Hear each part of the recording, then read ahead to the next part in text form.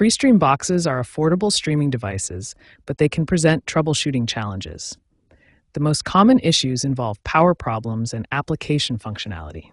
Today, we'll walk through systematic solutions to get your device working properly. When your Freestream box won't turn on, start with power troubleshooting. First, verify your power adapter provides the correct voltage, typically 5 volts at 2 amps.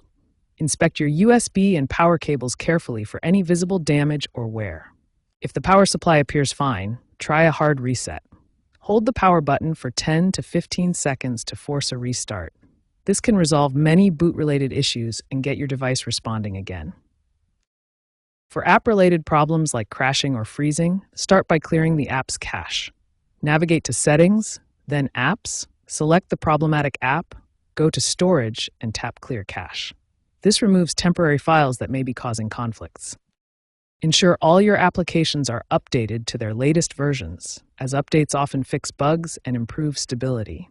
Close any unnecessary background apps to free up RAM, which can significantly improve app performance. If problems persist after clearing cache and updating, consider uninstalling and reinstalling the problematic app. This removes all app data and provides a completely fresh installation, which resolves most stubborn app issues. Following these systematic troubleshooting steps will resolve most power and app issues with your Freestream box. Start with power verification, use hard resets when needed, clear app caches regularly, and keep your applications updated for optimal performance. Wi-Fi connectivity problems are among the most common issues with Freestream boxes.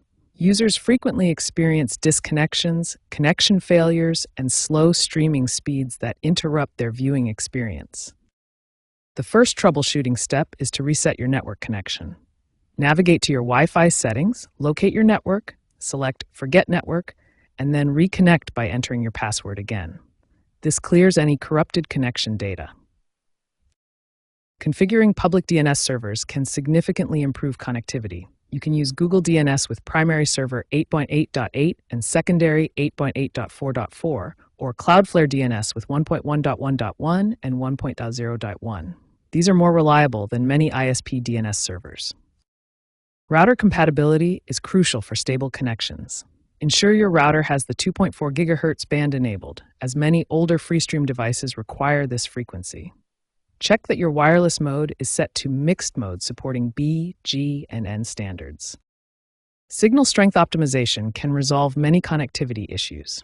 Position your Freestream box closer to the router and remove physical obstructions. If distance is a problem, consider using a Wi-Fi extender to expand coverage and improve signal quality in distant rooms. Regular maintenance is essential for optimal performance. Monthly tasks include clearing app cache and data, updating applications, and checking for system updates. Always install firmware updates promptly and restart your device afterward to ensure changes take effect. Factory reset should only be used as a last resort when all other troubleshooting methods have failed.